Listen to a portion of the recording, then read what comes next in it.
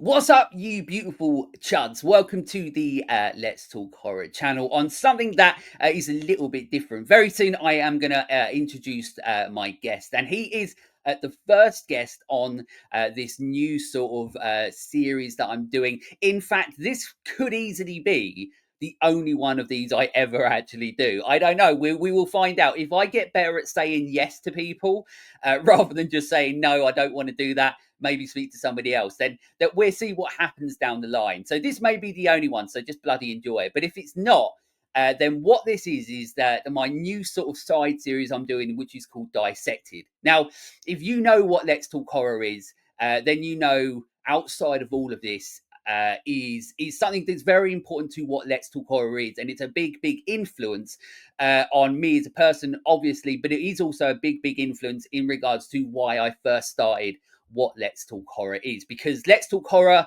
isn't just talking about the movies and going, it's good, it's bad, whatever it is. Let's Talk Horror is giving very in-depth and honest and passionate conversations about everything that is horror. And a big part of what horror is going behind the scenes and talking more in depth about cinematography, about directing, and it doesn't have to be about movies. It can be anything that's horror related. That's what this new Dissected side series is. So hopefully, expect more. But don't expect too hard because, look, I might fuck this up so much that it's never going to happen again, but we will see. So on this sort of first ever sort of side stories video episode of Dissected, I have a director of Bishop's Day. Now I'm going to introduce him in a minute, but he basically contacted me, and quite easily, as normal, I normally say no to these. And but there was something when I saw the pictures on the Instagram page that he sent me, and I saw it, and there's something to it, and I was inspired by it, because when I look at things visually and aesthetically, and all of you know how much the aesthetics and how much the visuals are important to me, I already automatically saw that there is somebody that actually understands what technical filmmaking is. And most of the time, unfortunately, I don't see that in these short movies and so on that come out. But luckily, I did, and that's why that I said, yeah, look, absolutely, I'd be happy to have you on the show to talk about what we're going to talk about. So together today, I have with me Chris Kelly. Chris Kelly, as I said, he is the man, the mind behind what Bishop's Day is, and we're going to talk about it all. Hello, Chris. Thank you for coming on.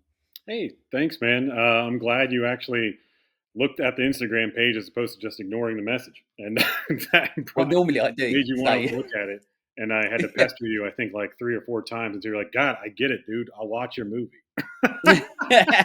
well, that's it. I mean, so Bishop's Day, and I'm gonna quiz your brain on it a little bit more as well later as well. But Bishop's Day is what is considered a proof of concept. You will be able to explain what that is better than me. I mean, I can, but my brain is moving 1,000 miles per hour, and I need somebody with a little bit more intelligence to help other people understand what it is. So Bishop's Day, as I said, is a proof of concept. Can you just explain to people what a proof of concept is? Yeah. So whenever you're making movies, you can write out a script, but that doesn't really mean a whole heck of a lot. You write out the script, and then if you do shop it around and you do happen to get it in front of somebody who has money that's interested, they're going to say, "That's fantastic. What does it look like?" So you have to create something from that. And a lot of the times people make short films, or you can make a short film and then that expands into a much larger film, which is what we've seen countless times. Like Lights Out is probably like the best example, or Paranormal Activity, Blair Witch Project as well.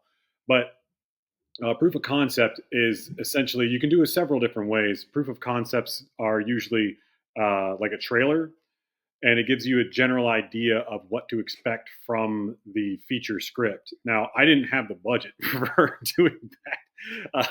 So, with my friend Jim, who was one of the producers on this, and he was also the grip. He's a grip in real life. He's an electrician in real life as well. Or sorry, he's an electrician in real life, and he's also a grip. But or I have that reversed. I can't remember.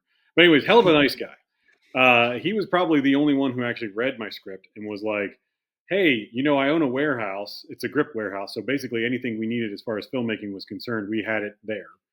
And he was like, I have a warehouse. Why don't y'all come out and shoot something? We can shoot a sizzle reel. And I was like, cool.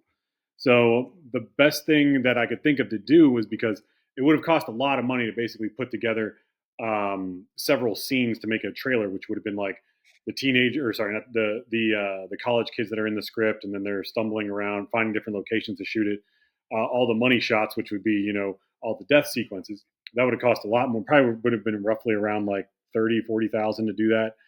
I was like, why don't we just shoot the beginning of the script? So literally, what you watched was the opening of Bishop's Day.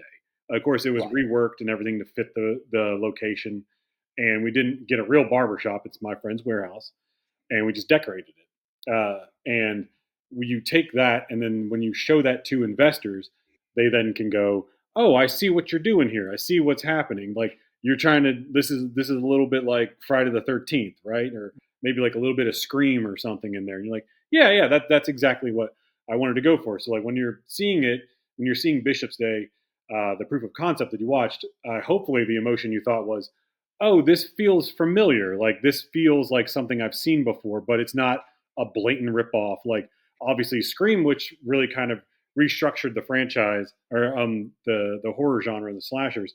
It was exactly like the beginning of all the countless of slashers we've seen, from stemming all the way back to the '70s. And but it felt new and cool and hip, you know. Yeah, yeah, absolutely. It was a game changer. Yeah, Scream was one of those movies that, I mean, still to this day, it's one of Yeah. my most comfort movies. It's just one of the most influential. It's one of those moments in horror that happens very rarely, where it restart, like you were saying, like it restarts, it Hmm. reinvigorates what the genre is, and obviously the influence that came after that Exactly. was just monumental. Did you see Scream in theaters by any chance? No, I didn't. So I think so. When Scream came out, I was 96. So I was 11 when it came out. But being in the UK, obviously we get everything 100 years later. So what happens is that I ended up getting getting it on VHS when I was about 12 or 13, and Oh, then I cool. watched it when it came out. And it instantly, because I was already like a proper obsessed horror fan, like from since I was about 7 or 8, I've been obsessed with horror.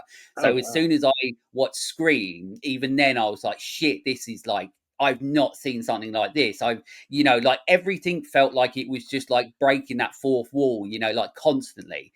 Yeah. And just looked as well like Wes Craven had a really good understanding of film, bringing something new to the aesthetic of filmmaking for the time. Like it felt so bright, so visually crisp and clear.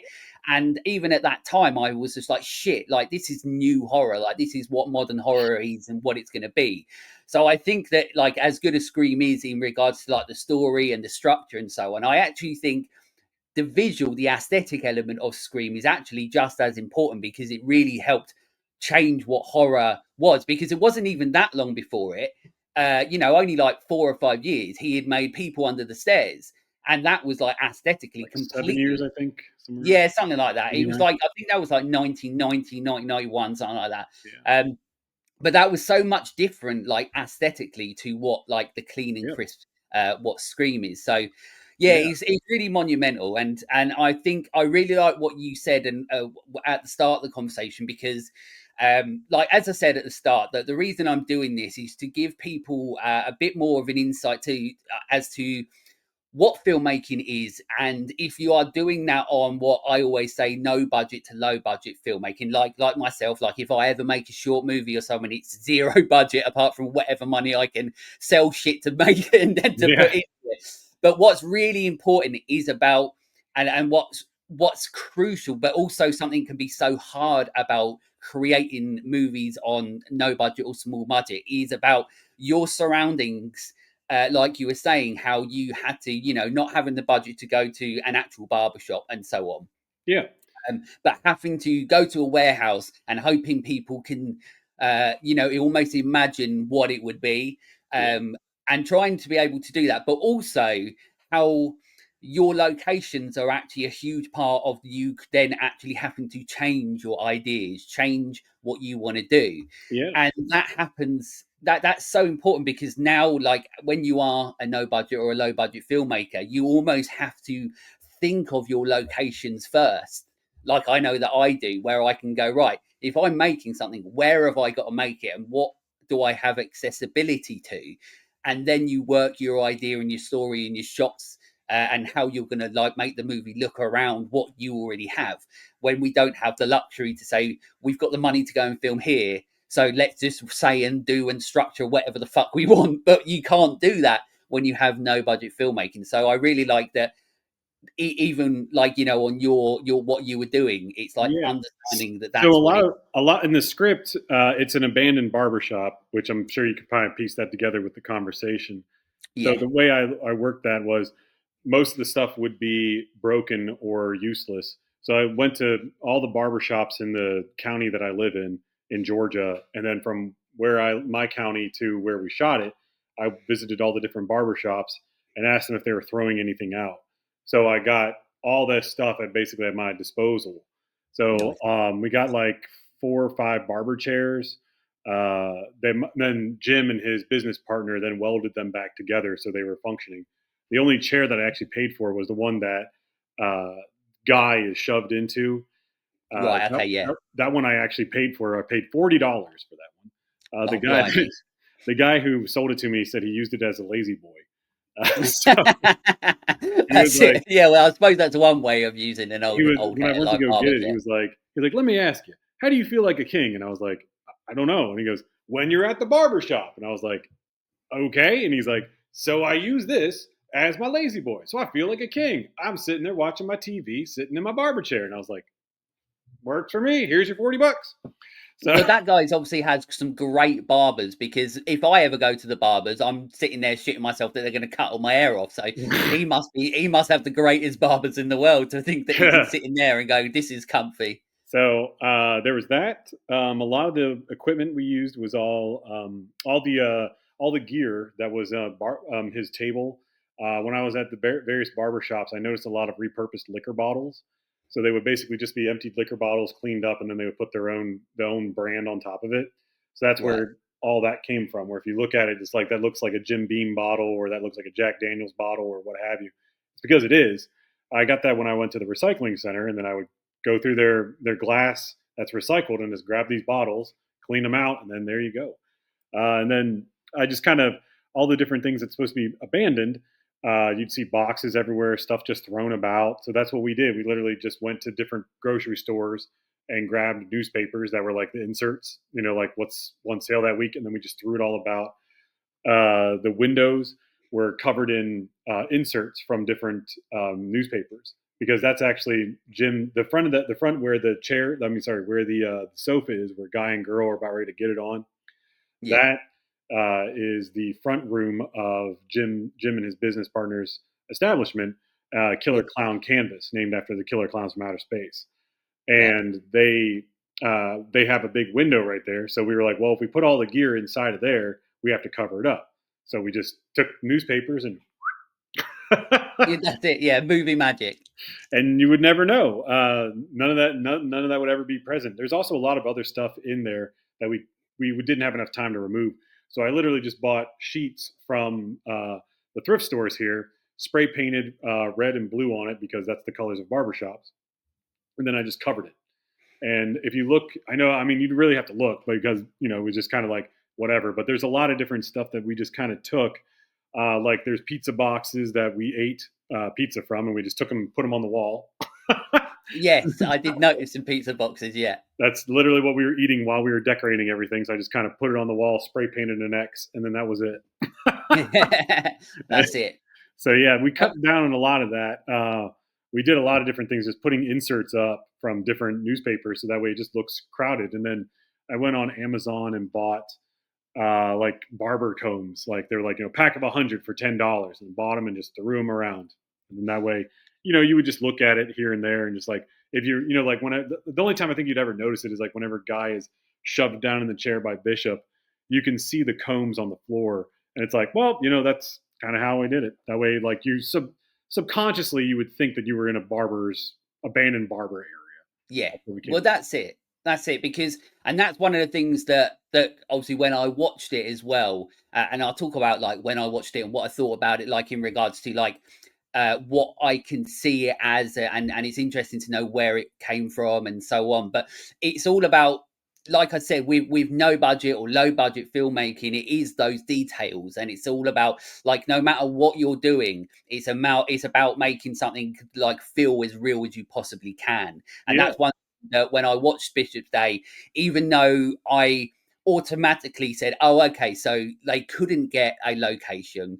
That they obviously wanted, because it's about having a budget and it's about having this. But you can see that they have really worked towards creating an environment and a detailed environment for people to go, oh, okay, like I don't have to suspend my belief too much. I just have to go, oh, okay, this is meant to be a barber's, because ultimately, and as all to keep coming back to it, which is a be throughout this, is that this is just a proof of concept. It's not like you go in, this is what the movie's going to be. This is the idea of what Bishop's Day is and can be, and this is what I'd like to create. And that's what's great about a proof of concept is having one that's like what you have created.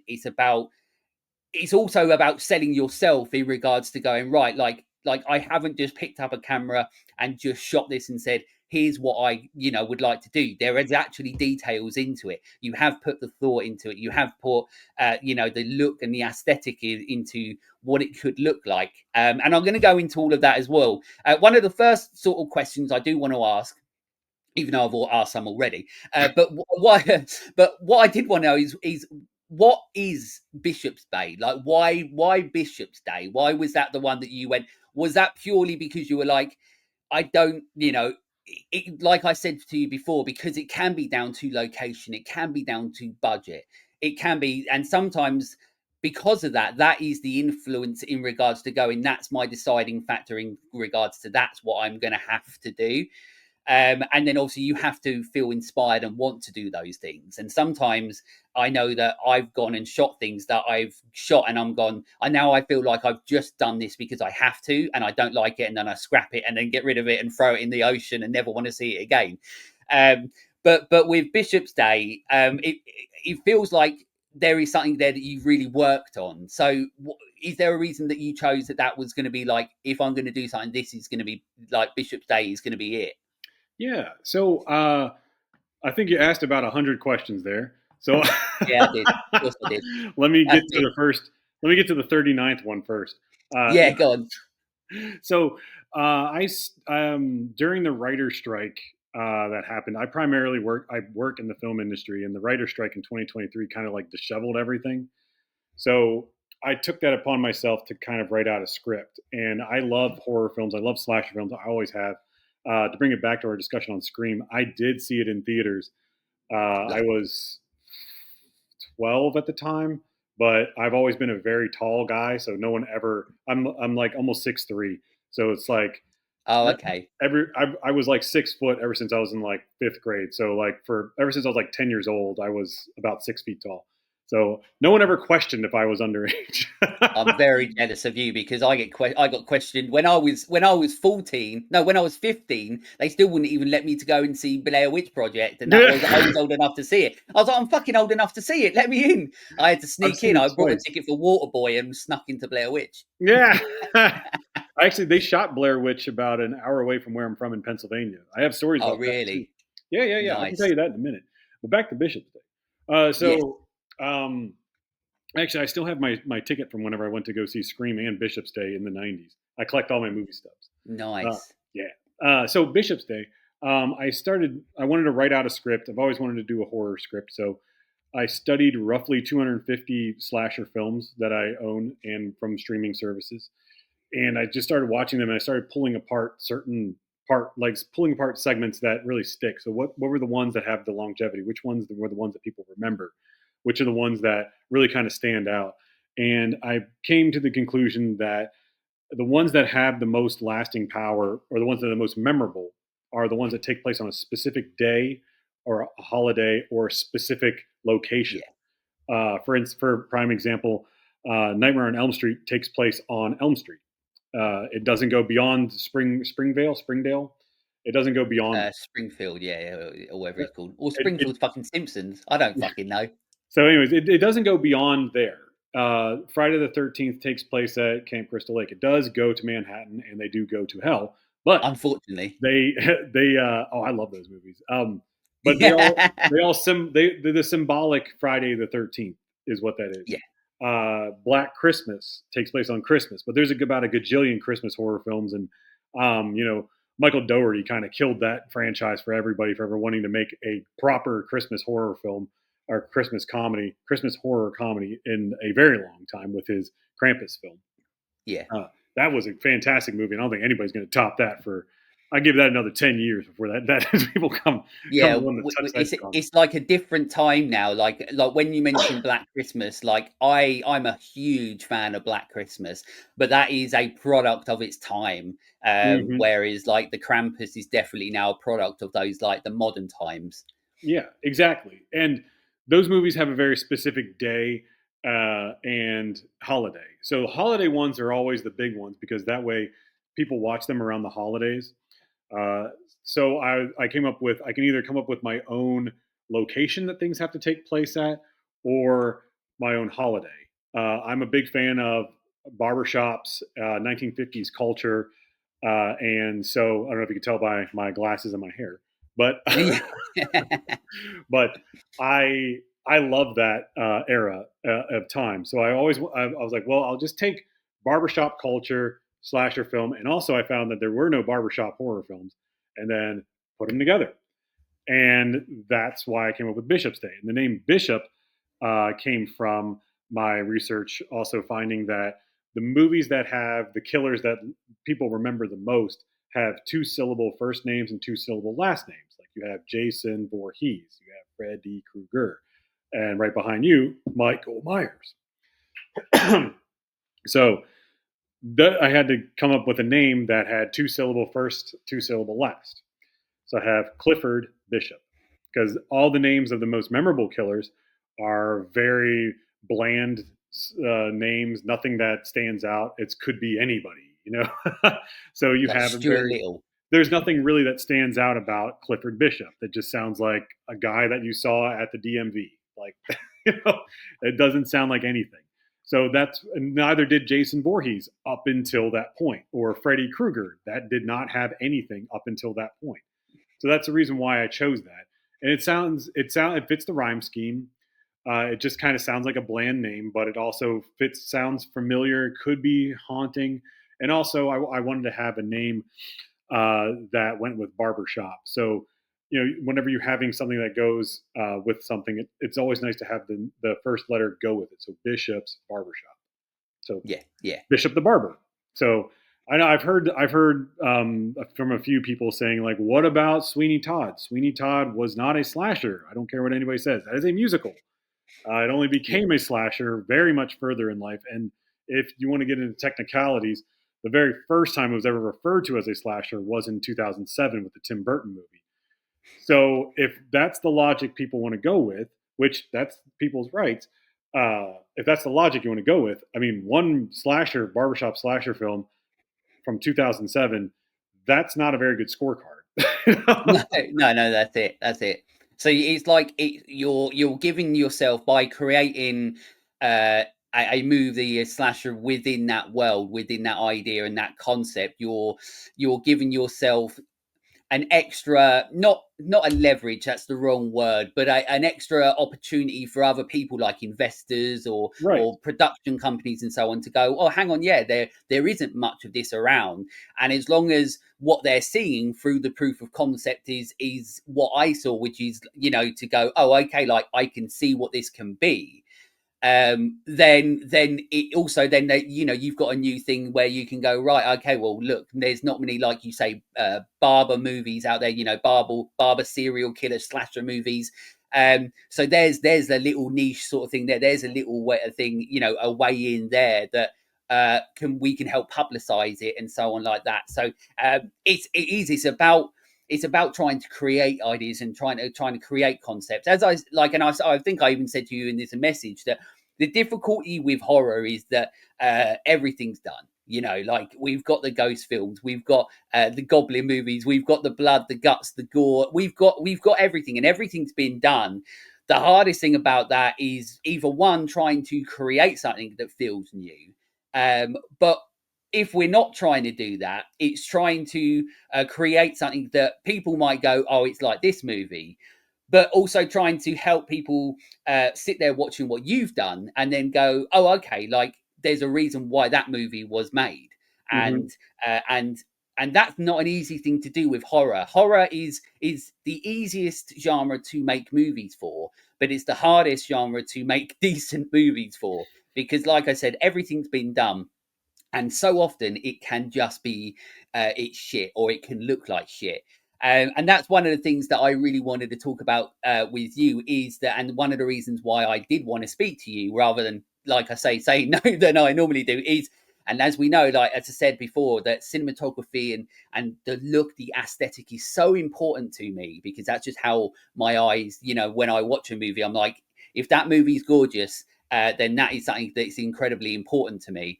And when I saw what you were doing, there's definitely, like, you quite clearly understand the idea of a technical, what technical filmmaking is, and what it is on an aesthetical level.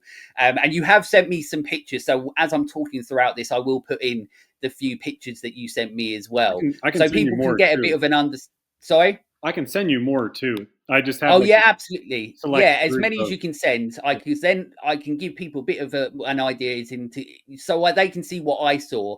Um, but but the pictures, that the lighting is very very good, and also what I really liked about it, and I said this to you as well, is when we live in the modern day where we shoot digital because we can, and everybody can, and the fact that we can have the accessibility to shoot in digital, all of us can now do it. We can do it on phones, we can do it on the cameras that we have now accessible to the general public, when, many years ago, obviously we didn't. I mean, even my first ever short film I did, which was now 12 or 13 years ago, I had to take out a big loan that took me a long time to pay back, just because I needed to get a camera that could shoot in 24 frames per second, that could do that had interchangeable lenses, and a lot of that stuff, even that long ago, wasn't accessible for people like me, where you didn't have money. And now we're in a time where you don't have to have a lot of money to use the digital form of filmmaking. The problem with it is that very often it looks like shit, and very often it puts me off watching it, because we almost feel like we're losing that film look, and there's only so much that color grading can help you. But when I was watching, obviously got the opportunity when you sent me Bishop's Day, and when I saw in the pictures, I really liked how it didn't look very digital. And that goes to show that as a technical filmmaker, and that you understand that lighting is so important, and that placing the shot there, and using the environment and so on to your benefit is going to really work, because digital can be so harsh. That you clearly, understand the lighting, and when I saw in those pictures, the lighting throughout of this is really fantastic. So absolute kudos for you to do that. But is that something that is important to you as well? Is the look of the movie, or is it just, or you just got the knack for it and just a pro straight away? Uh, well, I am just a pro. No, not at all. So whenever we were talking about the look of the movie, that was a lot of that was my cinematographer Ryan McCurdy. Right. Okay. He and I discussed in length about how to make it look and everything. The discussion of having it look like film came up, and we used the editing software we used was DaVinci, and there Right. is a film grain that you can put on it. And the original cut of this had film grain on it, and as soon as I saw it, I said, "Get that fucking film grain off," Yeah. because It just doesn't work. It it doesn't doesn't. work. No, it doesn't. It looks cheap. It looks like it doesn't make any sense, because I've said countless times, if you're shooting on film, absolutely make it looks like it's on film. If you're shooting on digital, you make it look like it's as clean and crisp as humanly possible that you can do, because that way it looks better and it doesn't look like you're cheapening the effect. A great example of that I will use is from Planet Terror, that Robert Oh, okay, Rodriguez. yeah, yeah, I love that movie. Don't get me wrong, but he did not shoot on film. So whenever they shoot digitally and then they try to make it look like film, it's like it doesn't look right. Or whenever you're no, watching those found footage movies and they add static, and you know damn well that that was not on there. So it looks cheapened to me. With the look and everything of how it went, we tried to make it look as clean as possible. We had, I think, 3 lights, and that was it. yeah. Well, you did a bloody good job with 3 lights. Thanks. The original process, the original thing we were supposed to do was we had an open sign that was a neon open sign that I got from a barber shop down the street from here, and we had that outside. And whenever girl is backing up against the glass and screaming, you were going to see the open sign, and that was supposed to light the room. The problem was whenever we did the test footage on it, Jim, who was the producer, said, "This is supposed to be an abandoned barbershop, so who's keeping the lights on in this thing?"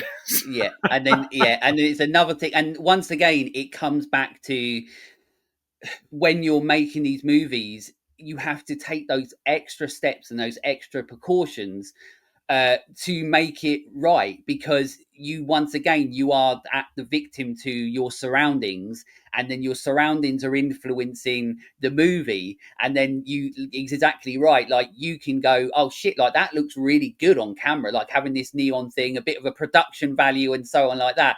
But then somebody's like, yeah, but it don't make sense because who's leaving leaving the Exactly. electricity on and stuff, So and then you're he like, clearly shit. would have had to have purchased this open sign probably in the last 2 years, and then at that point you would go, "Well, everybody knows this place isn't abandoned." Um, Yeah, so we just used production lights, just that way we could just strategically place them around, and we used the same lights back there and in the back room as we did in the front room. So yeah, whenever we had a spare light, that way when we were shooting Salem, who did the wonderful special effects throat gag, when yeah, she really did, good, yeah. we had another light in the back, so that way she could do that without being disturbed. And then we took the other lights and then put them in the other room, so that way we could do the ending while that was happening. But those are all strategically placed lights. That was Ryan McCurdy, his lighting, his the way he lit it, and he did that to the best, so that it would look the cleanest. Basically, was what we were going for. It wasn't really like. I mean, I like that you said that it was technical and everything, but we really were just trying to make it look as clean as possible. And then that way we could dim things down and Yeah. manipulate the ISO later on in post. And it worked out, at least in my opinion. Well, Um, yeah, it definitely did, because as I said, when you look at those, when you look at it, it doesn't look like a completely out there digital movie where people who are filming it don't understand the technical side of it, or the right. people that are then editing it don't understand the technical side of it. Like for me, like I said, I'm a romantic for the old school look of what cinema is, and I feel that we definitely, over time have lost that, because obviously we've moved into the modern age, and filming and filmmaking and obviously being digital is so different. So it isn't all that easy. But also we seem to be in an age now where digital is so accessible. We have a lot of people who don't understand cinematography and don't understand the technical side of filmmaking, where they can pick up a camera and film, but they don't understand everything else that goes around it. So that's why, like I said before, when I saw what the pictures of Bishop Day, and then obviously saw the actual proof of concept, that's something that really did stand out on me. That for someone like me who really cares about aesthetics, bearing in mind this is a very low budget, bearing in mind this is do what you can filmmaking, you did a really good job. Obviously your cinematographer did a fantastic job as well of creating something where you're like, okay, like these people know how to shoot a movie, irrelevant of it being a proof of concept, and then it makes it more exciting for what actually may come of it. And that's a good thing as well, because as I said, if you can catch my eye with cinematography and aesthetics, then you've definitely done something right, because unfortunately I'm so overly critical when it comes to that sort of stuff.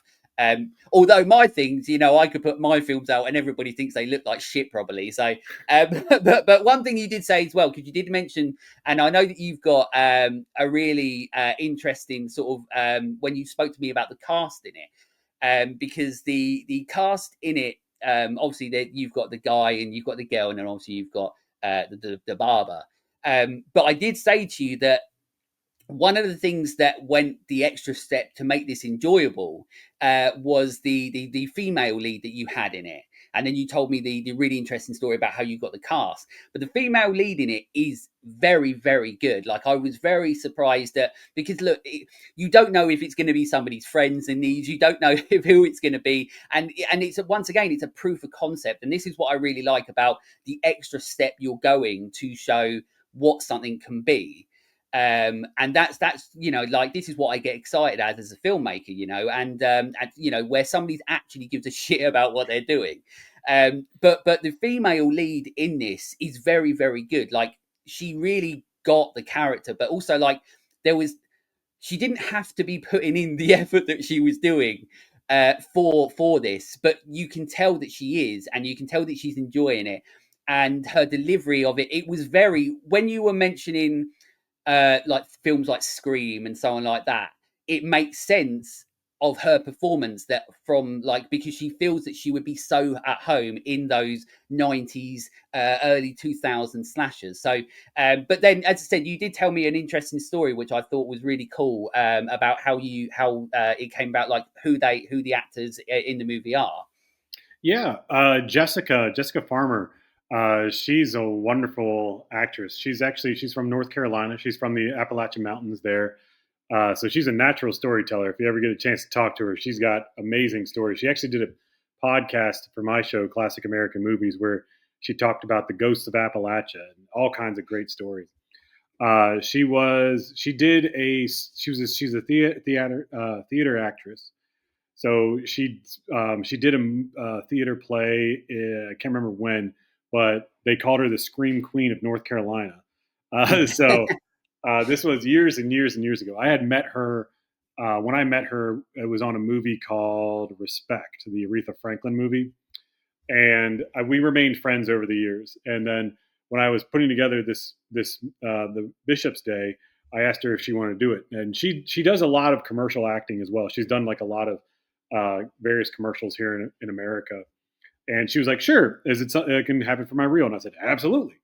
So thankfully she came out and she really understood it. I mean, I obviously, like, as a director and a writer, whenever you're showing these things, when you're showing your actors the script and walking them through the steps, they have tons of questions. Like, one of the big questions that Jessica had was, why am I not, like, whenever Guy is being killed in the next room, why am I not flying through the door and trying to beat up Bishop? And I was like, well, think about it like this.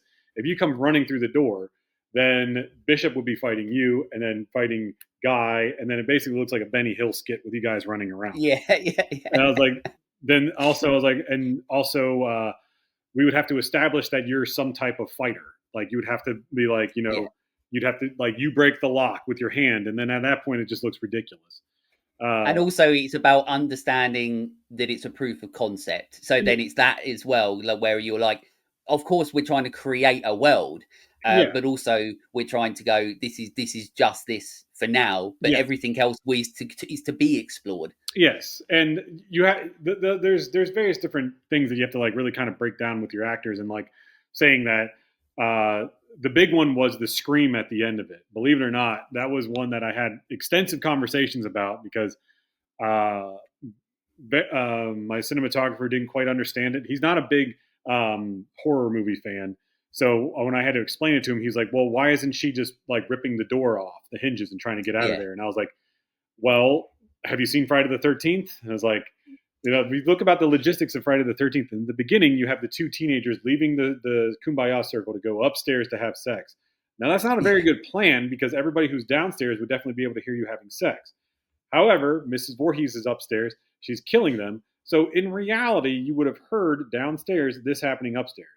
So that's kind of what I was, like, saying. Like, you have to suspend your disbelief there. Yeah. When it Uh, comes to horror, yes, IQ is not, there like, at the top of the thing. exactly. The Blob doesn't exist in real life. Art the Yeah. Clown would never exist in real life. That's hence the hilariousness of it. Yeah. So I try to I had to explain that to them.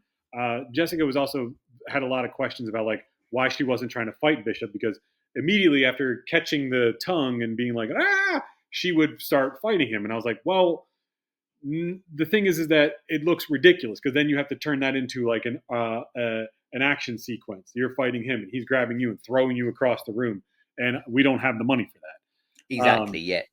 So I was like, how about you're just screaming and screaming and screaming, and as you back up against the door, because that's what's written in the script originally. It's almost beat by beat modeled after Friday the 13th, the beginning of that.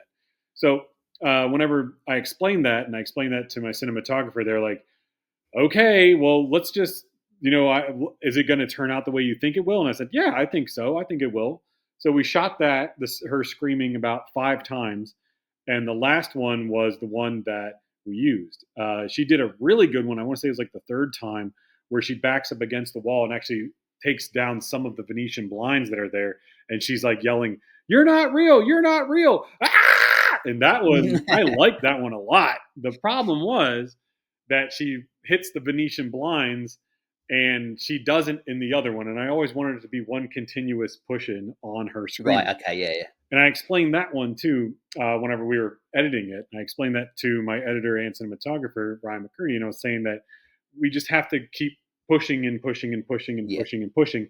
And it was just like, well, I don't really quite understand. So I had to explain these things to them and just say, just trust me when I'm saying this. When I'm telling you that the horror fans, when they watch this, they're going to say, "Oh, I get it. He's doing the Yeah. same thing Yeah. from," and of course, the fade into red. I got that idea from The Hills Have Eyes. And I was saying that at the end of that movie that fades into red on the character, Doug, I believe is his name. And I was saying that's what the horror fanatics will be able to go, "Oh, this guy knows his shit. He knows what he's Yeah. like. This is it. This is what he was doing."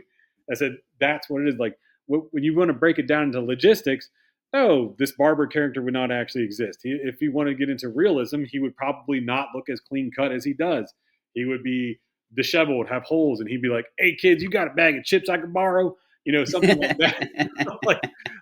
He would probably be slamming heroin as they're walking in and being like, "Hey man, you ever seen the sun before?" Like something like, Yeah. like, "You wonder you can drink that cow, man." It would be something like, this wouldn't be a real person. I'm like, you have to understand like the world that you're living in this movie. So I had to explain that heavily. So after a while, everyone kind of got on board with it and was like, "Oh, okay, I get it." God bless our sound guy, Sully, Jason Sullivan. Man, I remember when he was listening to Yeah. her The scream, screaming. I assume. Huh? Yeah. Oh yeah, when he was I listening to her assume him screaming, scream. Yeah. we were like on the other side of the room, and he was like playing it, and I could hear it. Oh, yeah. He's just like, I went temporarily deaf for 3 months. Extremely Yeah, but yeah, talented sound guy. Everybody that was involved in this, extremely talented. We've all worked together. There's only 2 people that I didn't, or 3 people I didn't know. I didn't know Sully. That was a friend of Jim's. I didn't know Salem, who did the special effects gag. That was a friend of a friend. My friend Jonathan Williams, who does set decoration. I knew that he knew visual special effects people, so I just kind of reached out to him to know if he got anybody, and he was like, "Yeah, here's my friend Salem." And I think he sent me a video, or she sent me a video of a movie that she had done where the character cuts off her finger, and I was like, "Holy shit, it looked good." So yeah. I asked her, I was like, "How much would it cost to do a throat gag?" And she was like, "Well, what do you want to do? Do you want it to be like already on there? You cut it open and it comes off, or it just starts spilling out blood?" And I was like, "Well, spilling out blood." I was like, Whatever the cheapest is." She's like, "Well, the cheapest and safest way is you have the cut happen, and then it starts bleeding off, and then that's how it works." And she's like, "Actually, cutting it open, unless you actually need to have it," she's like, "It's more dangerous, but we can do it." And I More was like, screen time, more "No, expensive. exactly." And I was like, "No." And she said $100 could get me the gag that we got, because she had most of the stuff Nice. already. She just wanted me to pay for the mold and everything. So I did. And the makeup so that she could blend it into Joey's neck. Uh, and we could do it 3 times, because that was all the change of clothes that I bought for Joey. That was I got him I bought him all his clothes from the Goodwill, because I knew it was going to get messed up. So everything he's Yeah. wearing, I bought from the Goodwill. Everything that Bishop is wearing is from the Goodwill. Everything that Jessica's wearing, that's actually hers. I was going to buy her something, and I explained it to her. I was like, but you're not going to get any goo or anything on you. So I told her, wear what you would think you would go out to drinking in whenever Yeah. you were in your 20s. And she was like, okay, cool. But yeah, that way I got 3 changes of clothing for Joey that were the exact replicas of everything. And the first time we did the throat gag, it didn't work. Oh, classic. If I don't know if we still have that footage, but you could right off screen. She's like hammering it, trying to get this thing to go, and she's like, son of a bitch, and we're trying to get it going, and then Joey kind of goes off screen, and then boom. We were And like, he's just there like, I need a new pair of trousers that you got. I was like, shit. So uh, we had to change Joey out. We did it again. And then it was like, wait, I was like, just kind of act like you're choking and you're like, just keep doing that. And then whenever it starts coming out, that's when you'll see me going like this off screen. And then that's when that happens. And that's when Joey's like, and I'm like, touch it, touch it. And he's like, and then he goes off screen. And then all the sound effects were done ADR. I sent Joey the footage of it. He just tried to match it with his sound equipment that he has at his house because he also does a podcast. So he just kind of matched it, and it all turned out pretty good. At least I thought so. One of the tricky things that we had was getting a guy from the cut to the chair, which was it was like, how do we get that to work? So Yeah. whenever we shot it, it looked kind of like another day at the office type of thing. It didn't really come out that well. So I was like, do we have any footage of Jessica? So we kind of combed through the footage that we had, and we had that shot of Jessica just going, and I was Yeah. like, boom, there you go. Now he's in the chair. Yeah, yeah, that's it. Like, how do we get from from here to here? But that's what's so important about. Once again, you have to overthink when you don't have the accessibility to have a thousand people try and do everything for you, and you have to do it yourself. You have to overthink these moments, and everything. To me, I always say, like, when I look and when it comes to like making a movie in every aspect, and this is going to sound fucking crazy cheesy, but in my brain it works. But I always look at it like an ocean, right? And everything has to work and flow like a wave, and it all has to be really organic. And that means that this scene needs to go to this scene and this scene, but it has to be organic. And it doesn't mean that it can't be like, this shit's going mental, but then it cuts back to somebody else who's eating a pizza, but then it cuts back to this bit being shit, like somebody going absolutely mental, killing someone. But it's about how that moves organically and how it has to feel right. Because if for me, if you then start having these constant choppy waves, it then you sort of get taken out of it. Take for example, a very quick example of I was watching Reacher last night, and because I've been roped into watching that, and I started watching Reacher, and I watched the last episode. I'm not going to say anything about anything, but the editing was really pissing me off, and it was a very big example of everything felt like it was like choppy waves. It wasn't working. Nothing felt organic because what they kept on doing is that they had this fight scene that they had built up the whole season for, but 3 or 4 times throughout this fight scene they kept cutting away to the other story that's going on. And that is just the fucking stupidest thing to do because this is what you have set up your season. Everybody wants this. It's like when you watch a movie like The Raid, for example. Now, The Raid and The Raid 2, I always say it on my channel, but they are two of the greatest action movies that have ever been made. And they do have like quick cuts in it, but it's all on the same situation. And when you finish watching a fight scene in that movie, you're actually exhausted watching The Raid because it's constant and it's so well created. Whereas when I was watching Reacher, you're watching them fight, beat the shit out of each other, and then it cuts to them like doing something in a toilet. And you're like, no, keep it with that. That's the thing. And that's to me is what I mean by everything has to be organic, everything has to flow. And that's one of the great things, obviously, you did with Bishop's Day. And it's about understanding that. And that's what, once again, a lot of filmmakers out there, for example, the people that got a shitload of money to make Reacher, they obviously still don't understand that. And that is once again, it becomes about constantly working really hard to create something that ultimately you still have to be proud of, irrelevant of you going, well, I don't have the budget, I don't have the money, this might not be exactly what I want it to be, but it still has to be something that I go, I'm really proud of that. And I want people to actually, see it. And I want this. And I think that this can be something. One thing that I did really want to ask you as well is, before I go into sort of my last sort of questions, was, so I think you said that the script that is the full script is done for it. Is there a full script for Bishop Day, or is it just what you did so far? No, there's an entire script already written. I did a rough draft. I had one of my friends take a look at it who's been in the business since 1989. He gave me a very thorough breakdown, and he said, and then I did a little bit of changes to it. I have a special thanks for him in the credits. John Stasanko, easily one of the best people I've ever met in my life. And he did a very thorough breakdown. And he said, don't listen to everything I say. He's like, obviously it's your baby. He's like, just kind of just cherry pick stuff. Do what you feel thinks right. And I was like, great. So I did a little bit of what he said. I added a little bit, took it away a little bit, and I right now I have about 100 pages, which is great because you can easily take out 20 pages, Yeah, and that's the way yeah, that's the way you want to have it. You always want to have more and then take away as opposed to adding it. So the script is, like I said, the feature script is already written, and the proof of concept is literally the beginning. It just reworked for the location. And also, I just want to say thank you very much for saying about the cinematography, because I really had to like battle for that opening shot of the woods.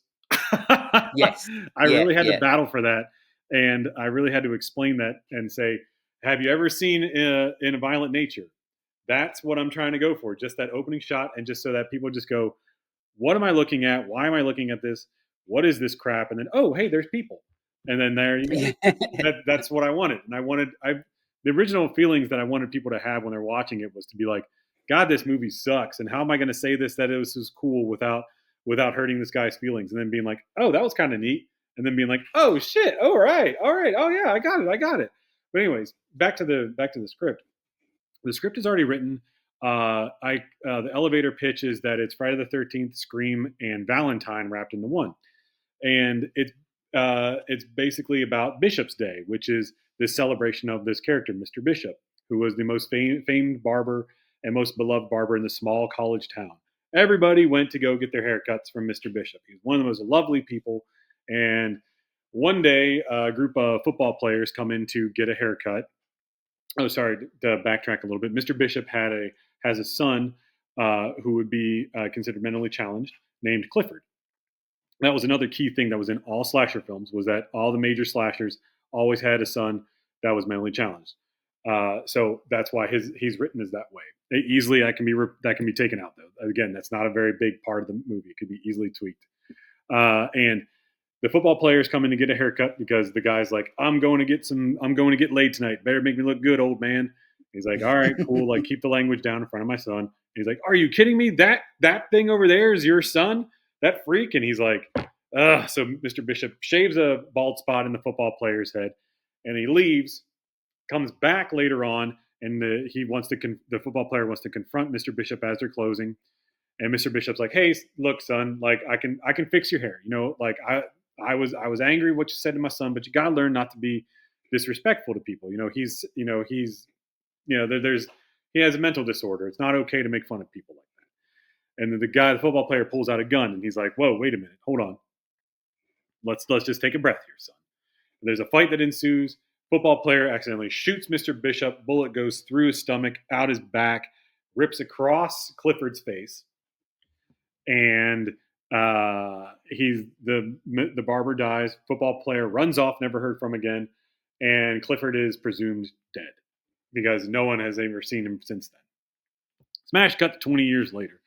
The college has been celebrating the life of Mr. Bishop for the last 10 years in something called Bishop's Day, where people dress up like barbers. They dress up like Mr. Bishop. It was a very distinct look. He's supposed to be bald on top, has the hair on the sides, and has a mustache. So that way, that can be something that people could easily just slap together and everything. And you see people dressed up like barbers. They have barbershop quartets, barbershop games, and the whole town just celebrates this life, drinking and having fun right before classes start in the college. But this year that there's a celebration, like students start going missing a little early. Things aren't quite the same, and it's all centered around this group of co-eds that may or may not have something to do with the death of Mr. Bishop. There we go. So it's not, it's So very much like in the same vein as Valentine, if you remember that one from yes, yeah, 2001. Valentine, and it reminds me a little bit of not even God, but straight away I had like sort of Thanksgiving in my head as Yes, well, a little yes, bit like that as well. that was a But big yeah, so inspiration as well. so when it comes to Bishop's Day, you've got the idea, you've got the concept, you've got the idea, and it's something that will definitely obviously work. You've got the script, you've got that down. You've now done the proof of concept, which is something that obviously I watched, and I definitely see something in it, like 100%. And one of the things that was great about it, as I've said, is that it caught my. If it didn't catch my eye and didn't inspire me, I wouldn't be doing this. But what I, when it comes to, it clearly it means that that every step that you have done so far, and created the proof of concept, and you've got this great cinematic sort of look, even just within the proof of concept. It means that you can take that on to the next step. That's what I want to know for yourself for Bishop's Day. What's your next step with it?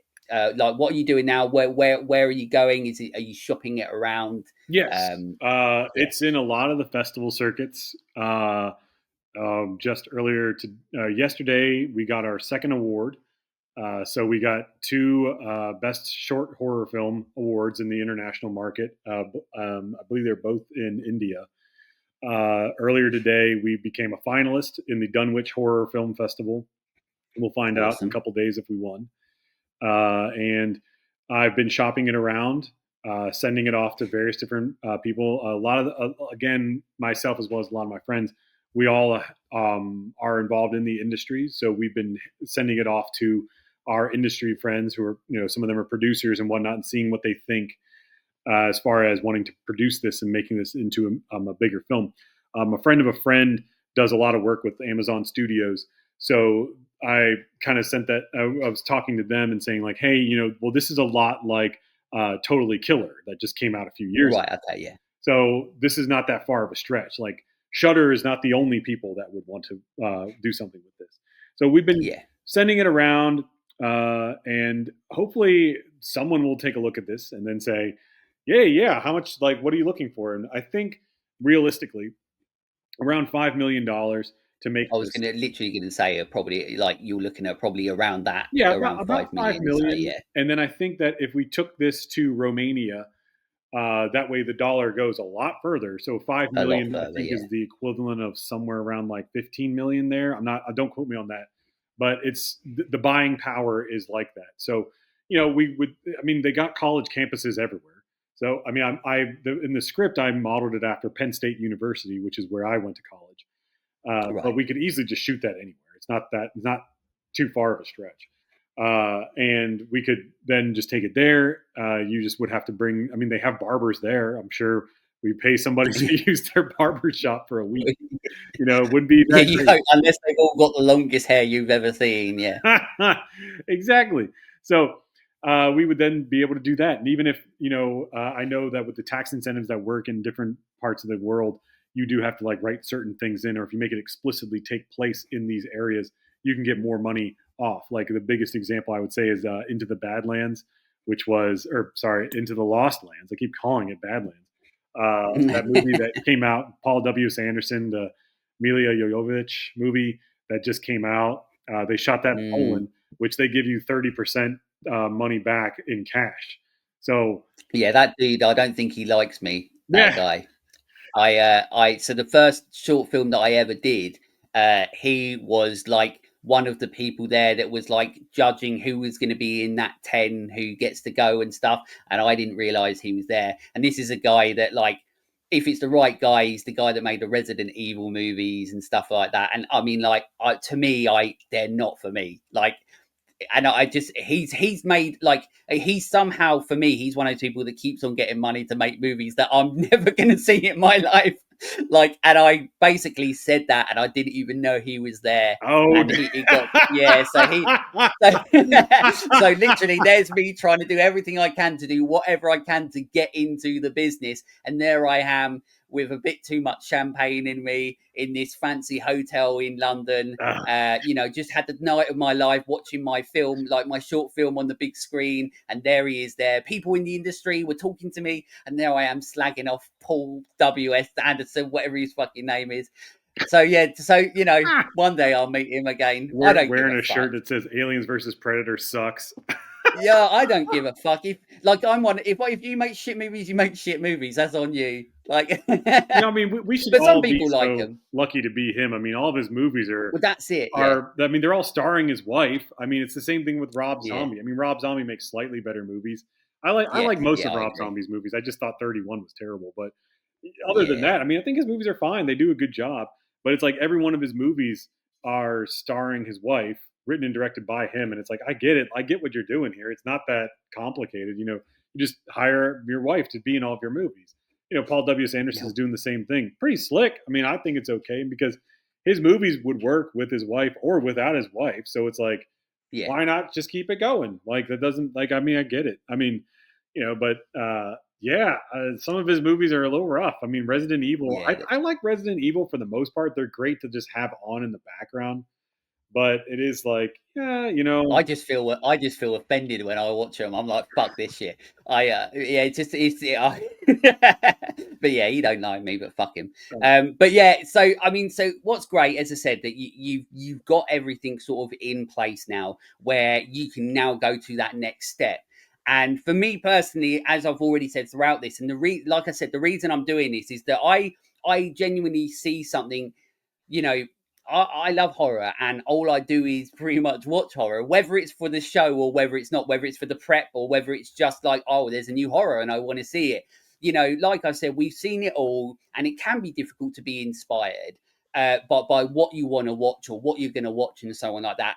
And I was really excited to see, or after I watched Bishop's Day, bearing in mind, once again, it's very low budget. It is a proof of concept. I think what you really managed to achieve was, once again, like something that you obviously clearly were going for, was a sense of, this is what we can do and this is what we can create, and we believe in this, and I genuinely believe in it as well, because the way that I always like the way that I look at this is like, when I was watching Bishop's Day, I felt that it could be a like a really cool modern take on the old school slashers. So you've got the old school sort of the formula, so to speak, but also, like, you could go really Terrifier with it. That's the way I think about it as well, because sometimes the problem is with slashers, like I've said, and like with horror in general, so much has been done. So what do you do as a slasher movie that's going to make you stand out, that's going to make you, because I was also, at the moment, every time that something's billed as being a horror slasher movie, we're fucking let down. I mean, Heart Eyes, as much as I enjoyed it, it wasn't a horror movie, it was a rom-com. I think it was one of the first rom-coms I've ever seen at the cinema. So I really enjoyed Heart Eyes, but I enjoyed it for what the movie is. And Josh Rubin, I like him as a director and a writer. I think he's a very good writer, but it just didn't feel like a horror movie, yet it was billed as like a proper old school slasher. And I can see why everybody, like a lot of people, were pissed off when they came out of it and go, well, why did I just watch a movie about love? I wanted to see, so yeah, so it's slasher movies aren't easy, because they are pretty niche. They are sort of like, where if you're a horror fan and you love slasher movies, you sort of want something from it. And quite honestly, sometimes what you want from it can be quite generic. You want it to be really good fun. You want it to have characters that you root for, but you also want to have the characters that you don't mind that are dying. Because that's essentially Mhm. what everybody in those movies, apart from one or two, are going to do anyway. Um, so where I was watching Bishop's Day, all of that was going on in my head, and I was going, okay, well, they quite clearly know how to make a movie because it looks very nice. I see the idea, I see the concept, and that's exciting, because I think that they could go to a really good place for a modern slasher. Yes, as I said, you've got a story, a concept that feels, like I said, like 80s, 90s slasher.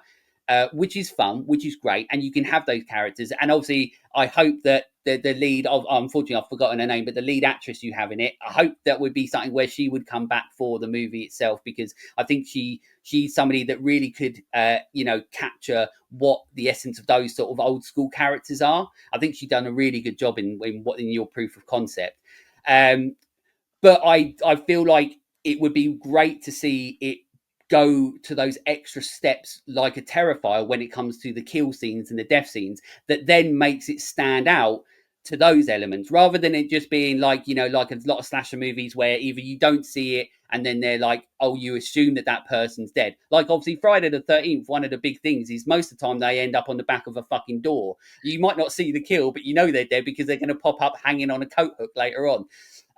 Whereas in the modern day audience and stuff, a lot of people want to see it all. And that's what I think with Bishop's Day would be really cool, where you've got this great old school slasher, but then you've got the sort of, bearing as long as you can get the budget to do it. Also, although Terrifier did such an incredible job with such a small budget, considering all the other movies out there with their bigger budgets. Blumhouse get what now, 15 million or whatever every movie they're making, when it was 5, and Terrifier 3 was like what, 300,000 or something like that, and what they managed to accomplish in that, is insane. So I think there's a really, really good thing that could come out of Bishop's Day. And when I was watching it, it's one of those things. Are you planning now? I know it's difficult because of the festival circuit and so on, but are you going to looking at putting out the proof of concept for everyone to see, or is it just like, we can't put that out, but we want people to pick it up, and then they'll see everything will go from there? Because I think it would be quite cool for people to see what I'm talking about in a way, where they can go, okay, I see what that fucking idiot's talking about. I can definitely send you pictures from it, but as far as having it available for everybody to watch, not until through the festival circuits, because one of the Yeah, that's what I one of the thought. very Yeah, first rule, and I think almost every festival is, it cannot be for public. You have to be able to have a private link either on YouTube, which is what I have. But the only way that you have the only way you have access to it is if I give you access. yeah, Which is the reason why whenever I sent you that message, like that's the only way that you could watch it is if I give it to you, yeah. or if you do it through Vimeo, which I don't have the money for Vimeo. Um, And it never works for me anyway, so Vimeo, fuck it. it depends. I mean, sometimes like, and then sometimes you got to like override it and everything. But the Yeah, private links seem to be working really well. I'm sure. Thank you very much for saying that about Jessica, because she's great. She's a great actress. So I really was blessed to have her come on and really give it her all with those pipes. I mean, she's got some serious lungs, and it was great. yeah. Proper scream in it. Oh yeah, I Proper love. scream. Yeah, she was great. And then, she really. I mean, like I said, after explaining slasher logic to everybody, it was like she understood what was going on, and Joey did too. Joey is also Jessica does do stand up comedy here in Atlanta, and so does Joey. Joey's a stand up comedian as well. And part of the script and everything that I had, because I've done 5 other short horror films that were all based on holidays. But part of that was I picked people that I knew could do improv, because when you're Yeah, dealing with that's a big actors, thing. Yeah, you could get people that either directly follow the script and they do not break that, or you get people who are more loosey goosey with it. And Clay, who's also a very good friend of mine, I've met him. I met him. I think on Guardians of the Galaxy Volume 2. I can't remember, but he and I were working on that, and that's where I met him. And he like, I know that he's an actor. He's a real accomplished actor in his own right. Uh, and I knew that he knew what to do. So I knew all these people could improv, and I even told them, I said, you know, just use the script as a bone structure and fill in everything else. Like, as long as you hit these key points that are written in here, that's what I want. Everything else can kind of go into it. And we did about 3 to 4 takes for each setup. That way, by the fourth one or the third one, they kind of got into a rhythm, and then they were like, "Oh, okay." Like originally, I had just an example of what I'm talking about. In the script, the character of Guy, after Girl kind of pushes him off the couch, he's supposed to go into the hallway and yell into the hallway, "Hey, Bishop!" And then he turns around and he's like, "Look!" But he kind of made it his own. He was like, he stood up and was just like, "Bishop," Yeah, something like that. And I was like, "Yeah, it seems natural. It seems more yeah. realistic. It doesn't look like he's acting, which is what you want. That's more of what Yeah, one of the hardest thing in movies, whether no matter what, is trying to make actors not look like they're acting. exactly. And it's hard to do that. And I think just by having them create their own thing with it made it a lot better. So I was like, well, of course, according to the WGA, as long as they don't change 30% of the script, they don't get any credit. So That's it. that was that There was we the go. joke Yeah, that I had right before when I did the breakdown with it. I mean, I did the walkthrough before we shot anything. I'm like, make it your own, keep it under 30%. yeah. That's it. Well, yeah. I mean, look.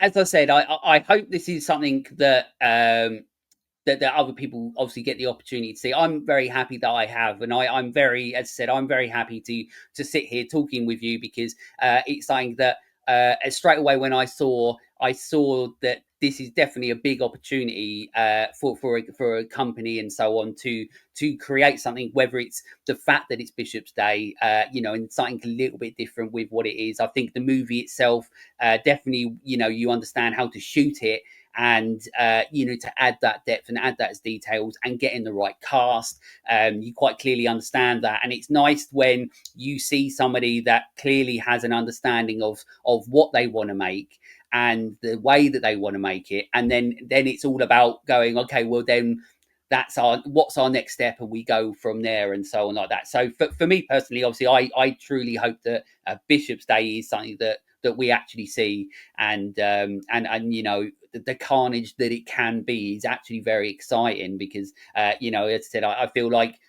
just from the proof of concept, I know that we're going to get some, good characters within it, and we're going to get that sort of slasher that the people that the fans of slashers want.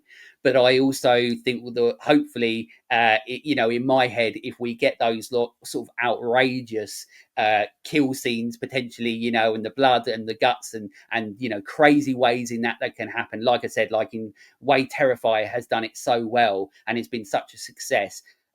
Bishop's Day could easily be part of that. So yeah, so it's this is why I wanted to talk to you. This is why I want to try and do these sort of things a little bit more because as long as it's with people that are actually making something and it's not Paul W.S. Anderson or someone Yeah, like that, then that's it. But there is before we go. I do want to ask some questions because obviously this is something that's interesting to me as sure, a yeah. as a filmmaker as well. So they're sort of quick fire questions.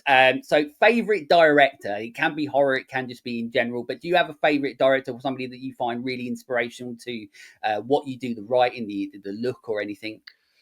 Oh, that's a great question because I don't really have one in particular. If I do lean towards anybody, I'd say Martin Scorsese, but I Right. wouldn't say anybody in particular. I literally pulled inspiration from everywhere for everything. I've said it on other shows before, and I've said it on my podcast. I've never been a big fan of Neil Young when he says, "I don't have anything inspire me. Everything comes from within." Like, shut up! Like, Yeah, like fuck off. Like everything inspires you. every time Jaws has been out for 50 years, and every time I watch it, I'm fucking inspired by it. It's So it's easily yeah, one of the like greatest. literally, like every time I watch Jaws, I pick up on a new shot that I'm in awe of and go, "Fuck you, Spielberg!" Yeah, that's a great. I like, love that movie so much. I've seen it. I it watch it just every 4th of July. It's the greatest. yeah, yeah. Is it? Well, I'm hoping that because obviously it's the 50th year this year. I'm hoping that they're in the UK because obviously we're shit for everything. I'm hoping for once they might, do something about it and go right. Let's do like a big thing for Jaws because it's my daughter's favorite movie. She's just turned 12 and already she's just like, this is fucking great. Yeah, So yeah, so hopefully something will happen. But yeah, I'm one of those people. I pull my influences throughout my existence and so on like that. But there are people obviously that you go, oh shit, like that's an inspiration, like Spielberg, John Carpenter, and so on, Wes yeah, and Craven and stuff there's as a lot well. of that. Like to use John Carpenter as a great example, like Yeah. allowing your scenes to breathe. I don't know if you've Mm. noticed any shots like in Bishop's Day. Like we literally kind of use all like you have the character starting up here, they walk down, and then they cross Yeah. all the way over there. Or when she takes off her jacket here, throws it over here, and it's like those things is like. I mean, I know I sound like an idiot, but I don't know what director really kind of did all that. But a lot of it was inspiration pulled from literally everywhere. Even like silent films, as a great example, where they just really would let the rooms breathe, and you really, really were going for a theatrical experience to see an entire And it thing. brings more life to it all, doesn't it? It brings that extra step of realism rather than everything being a constant close up, which Yes, happens so exactly. often in movies now. Like as I said, like one of the things that I love about Spielberg and John Carpenter is, like, to me, even though once again Halloween is such a low budget movie, to me it's still one of the most beautiful movies that's ever been made because of this beautiful anamorphic lenses that they use, like the look of it, like this beautiful, like now, I mean, even in the new ones, like you would have constant close up of Michael Myers walking across the street. Yeah, Whereas, like in the original, you just had a set up shot where he's over in the house and then he walks towards, and you're like, that's fucking terrifying because it's so slow, and you've got that dun dun dun dun, you know what I mean? And you're like, that's filmmaking, yeah, and that's why, and that's when you've got the idea, the concept, the cinematography. That's when it all, once again, it's like I said, it's all about everything being organic. Like it all feels like you have all these separate parts and they all to come together to create that one thing. And if you have all these separate parts and they don't all come together, then it almost all falls apart. yes, And that's the thing. And that's, like I said, like within your proof of concept, that's one of the things that I really liked, is that it did feel like a piece. It didn't feel like it was parts. It felt like an organic piece that went from here, went to here, and ended here. So that's really, it goes to show that you know what the fuck you're doing. Um, favorite, one of the things I like to ask is favorite decade of horror, if you can think of one, because rather than, I don't ever ask what people's favorite horrors are, but it'd be interesting to know what your favorite decade of horror is. Which one you find most influential. 1970s. 1970s horror is very Same. influential.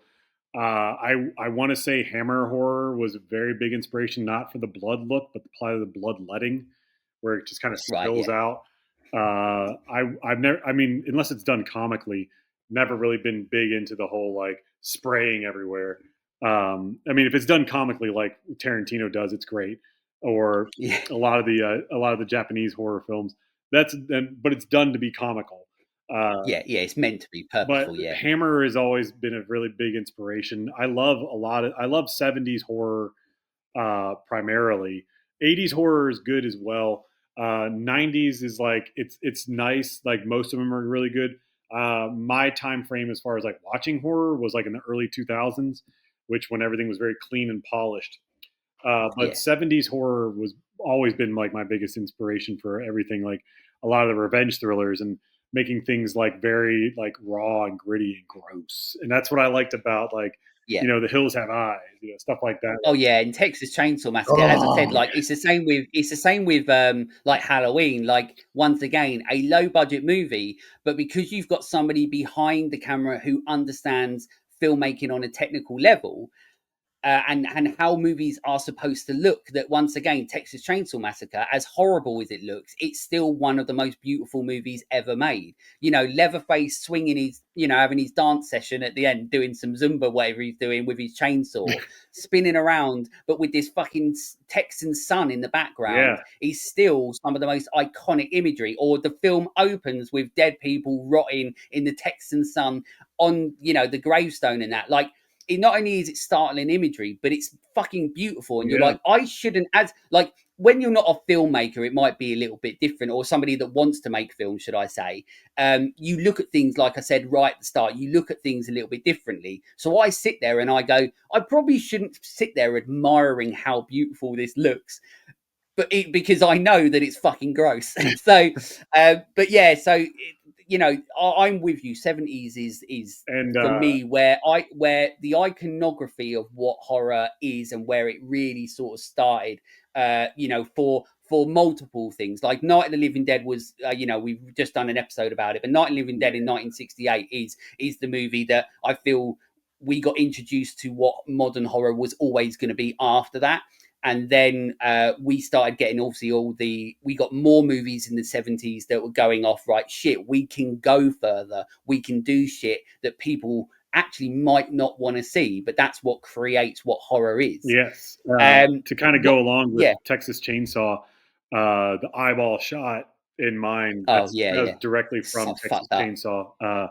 Yeah. We had about I always say this, but I've never been scared. So one of the things, I've never been scared of a horror movie in my life. I just, when I was a kid, I could just because I wanted to be a filmmaker from such a young age. I automatically like differentiated what was real and what wasn't. So as soon as I put a VHS tape in there, my brain was just like, well, you're just watching a movie that someone's made. So as much as I'd like to be scared, I can't. But Texas Chainsaw Massacre is one of two movies that have ever like had a lasting effect on me, where I watched it afterwards and I was like, you feel like you're having an out of body experience. yeah. I have one of the But yeah, original. It was the second cassette of Texas Chainsaw when it was released. I don't have the first one. I have the second one when it was released. So it was like awesome. the Wizard Video, I think, was the original release of Texas Chainsaw, and then shortly after that was the other one, which is like the cartoonish front cover that you have of him like running. Yeah, I got that. yeah, awesome. Yeah, is that like the bluey, like orangey Yeah, sort of one? if Yeah, you can yeah, pause for a second, I can get it and show it for you. There you go. yeah. That's the one. It's such a great cover. Such Yeah, a great cover. it still looks good too. This was from Nice, Mountain General Video in Tennessee. I found this was awesome. at the local thrift store, and I guess whoever it was when this went out of business, the Mountain Video went out of business. They Someone bought them, and then I guess they passed away or just got tired of all these VHS tapes. Because when I went to the thrift store, there was hundreds of them, and they were all Oh rental. no way. And I got that. I got the original Dirty Dancing, the original Rocky 3.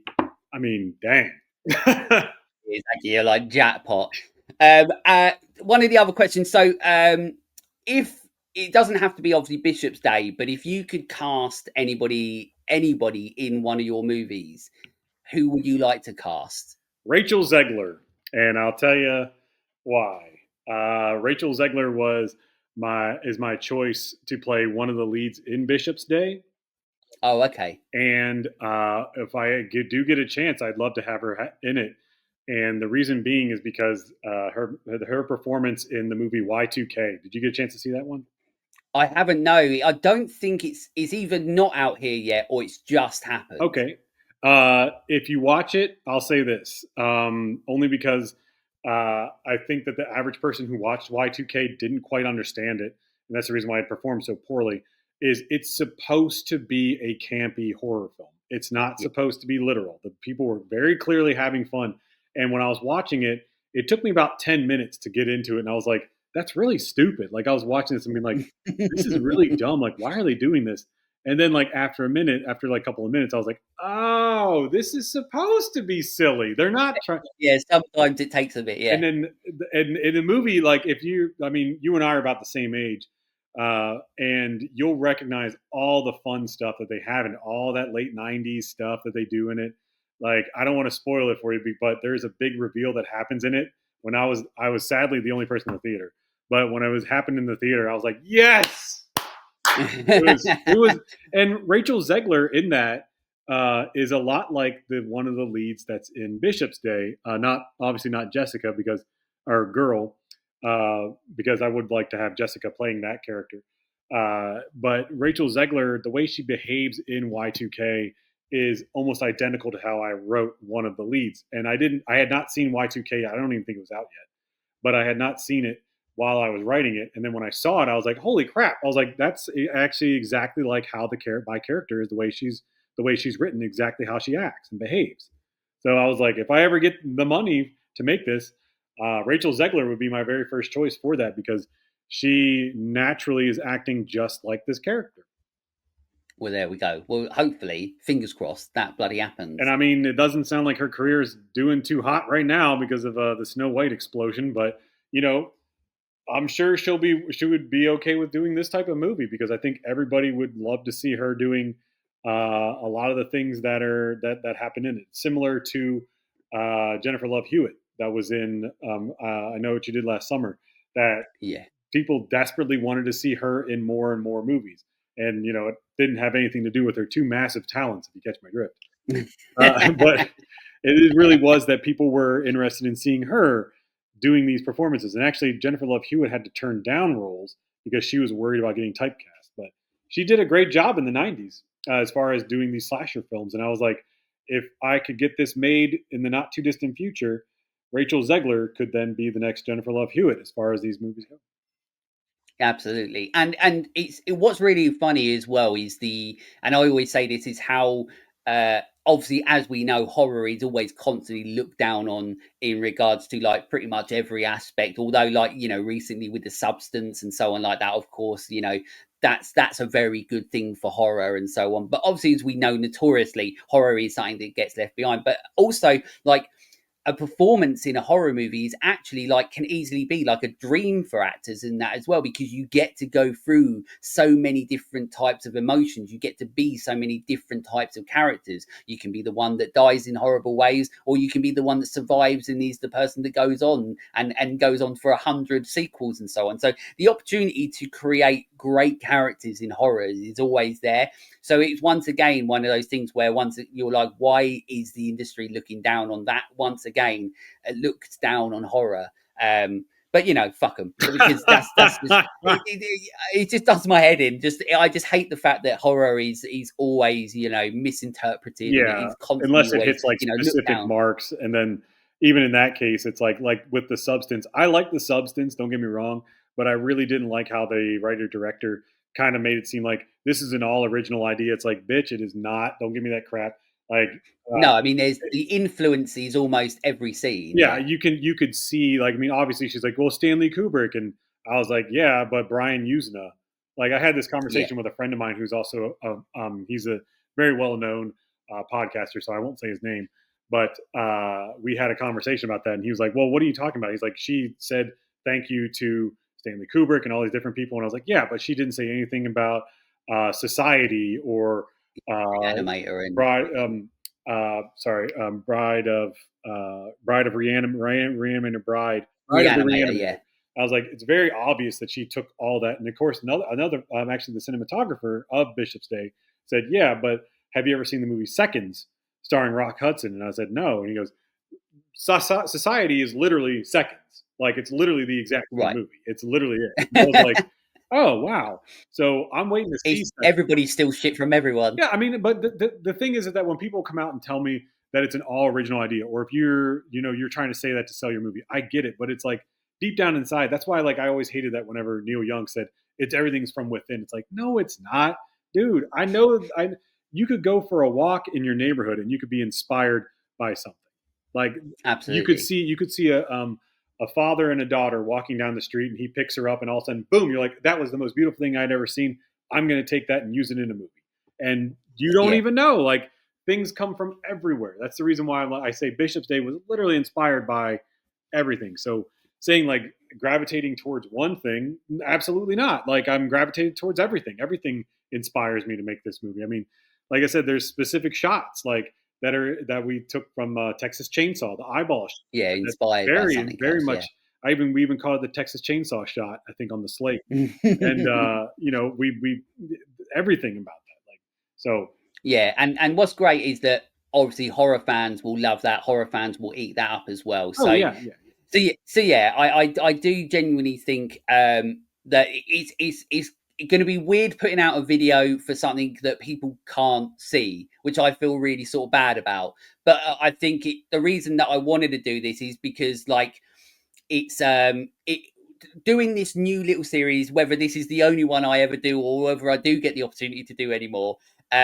Because obviously I'm very honest, so so people might not want to come and talk to me. But it's not just about talking about your projects and so on like that. It's talking about the inspiration. It's talking about what making a movie is, and specifically, obviously, low budget to no budget movies is something that obviously it's a journey that I'm on, and I get inspired by what other people are doing. And I hope that it is something that hopefully can help give a little bit more of an influence or an understanding or inspire other people to go, oh, okay, like, so I can do this, or this might be a little bit more of an insight into how I do this. Like, if I am shooting on digital, how do I not make it look like shit? Um, you know, so there's a lot. movie making is so expansive and it's so interesting, that's one of the big reasons why I started Let's Talk Horror in the first place, was to talk about horror, and to talk about it in depth, to go, it's such an influence on what cinema is, and this is why, and so on. So and it's very exciting to me. So and I think that, what, like I said, what Bishop's Day is something that I think can be very exciting. So I really truly hope that you're the next step that you're on. I hope that, I get to hear good things about those steps that you go on, and hopefully we can hope and put, in fruition, and put out there what Bishop's Day is a little bit more. Hopefully, somehow I might get one other person to know about it and create a little bit buzz about it, and then go, right, okay, like, let's hope Bishop's Day is something that we get to see in our horror future. And Hopefully, just to kind of add a little bit to that, that's where a lot of this comes from, is just starting with the horror fans and getting them interested. And that's why I reached out to people like yourself, is that people who are actually real horror fans and they have a horror following of podcasts or anything, and having them interested in it. Because the way I look at it is that the way you get people interested in things such as like horrors, you have to make sure that the underground fans approve of it yeah, before you just yeah, throw it out there.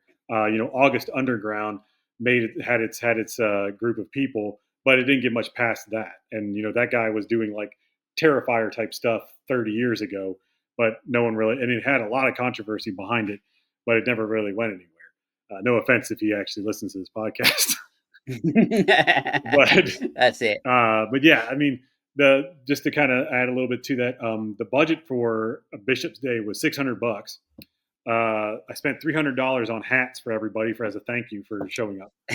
I'll show you that So hat. I'll half of show you your the hat in a budget, minute. yeah, But it's from working in film, I can tell you that every movie that you work on or TV show you work on, you get some sort of gift as like a promotional item almost. yeah. So I probably have about a stack of hats as tall as you are, of various different TV shows and movies that I worked on, and I got an entire closet filled with production shirts, and I got Nice. about like 5 or 6 jackets and book bags and all kinds of stuff. So it's like I just wanted to give everybody like a thank you for donating your time for this. So I gave everybody a hat, a nice little flat brim hat, it says Bishop's Day in Gothic letters, and just gave it to them as a thank you gift. That was $300. I think it was like $20 on stickers that say Bishop's Barbershop, which is whenever we pushed in on the one bottle. That I gave those out to everybody because I needed about 10 stickers, but you can only buy them in increments of 100. So I still have about a good 30 of them left. If you ever make your way to Ireland and you go driving on Sneedhead Drive, I We slapped see those them. stickers on all the different marks there because they encourage that there. And I've had them all over the place in Georgia as well. I still got about 30 of them left. And then we had $100 that was spent on the gag, the throat gag, and that we spent $100 on crafty and $100 on dinner for everybody to eat while they were there, and then that was about it. Everything else was relatively so cheap that it was not even worth mentioning. So it was about $600. That's it. And like I said throughout this, is that it goes to show that when you put someone, irrelevant of the cost, if you put somebody that is inspired by something, and inspired by what they're creating, but more importantly knows how to create it, then that's when the opportunity for something even bigger and even better comes. And obviously you did that. So with such, essentially, spending half your budget on, the hats, to go that you spent $300 on this, it goes to show that already you know where to put the money into the right places. So Thank congratulations you. on that. And yeah, as I said, I really hope that that Bishop's Day is something that we get to see in our future. But there we go. Thank you, Chris. Thank you so much for coming on. I really appreciate you coming on to talk about it. As I said, hopefully, if I've figured out how to do it, not an idiot, you've seen some of the pictures that Chris has sent me, throughout the video, so you go, okay, like I get it, I get what this is, and I get the look of it, and it definitely looks good. But as I said, hopefully in our future we get to have Bishop's Day. In regards to this video, look, I hope that you enjoyed it. I hope that this is something that you might want to see more of. If you want, you know that my discussions on the podcast itself are in depth, and they are talking about my love and honesty and passion for not just the movies but how they're made and all that shit behind the scenes and so on. So if and hopefully that you think that I've brought that to this, and hopefully you think that this dissected sort of side series that I'm doing, hopefully you want to see more. If you do, I'll do the usual fucking YouTube shit. Let me know in the comments. Otherwise, I don't know. You might think it's shit and never want me to do it again. I don't know, but you can always go on the socials. You can go onto YouTube where you're watching it. Comment. Let me know if you want to see more of this, and then it means I might say yes to another person, and hopefully I won't say no to everyone that comes that DMs me every single second. So yeah, you're in good company, because the two people are the people that I that have messaged me so far, that I've actually wanted to, you and John Iceberg. So Chris, thank you so much for coming on. Thanks. I really appreciate that. I appreciate you taking the time out for your day and bringing me on your show to talk about it.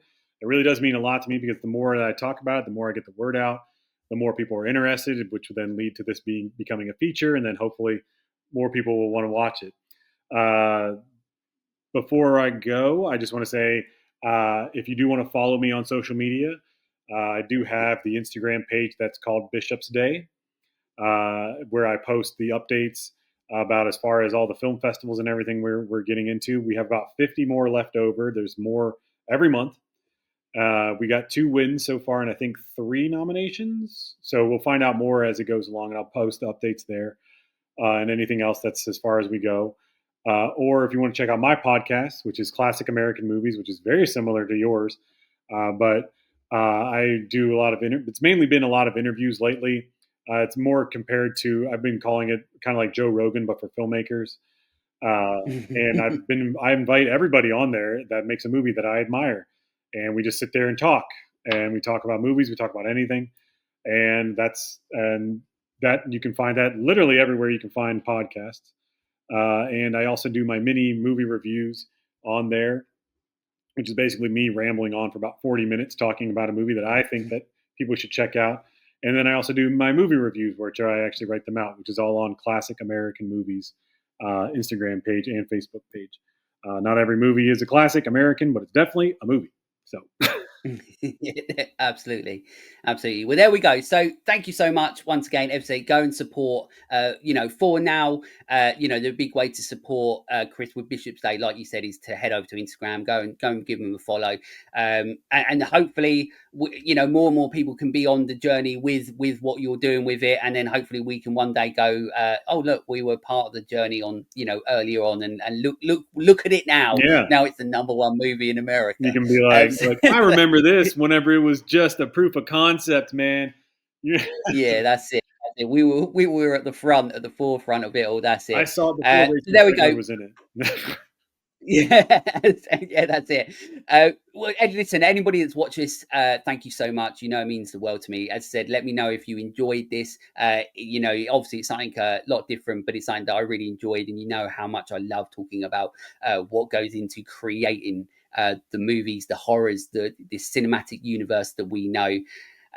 But listen, I might as well sign off as I normally do in my podcast, because I didn't really think about another way of doing it. For everyone, stay creepy, fuckers.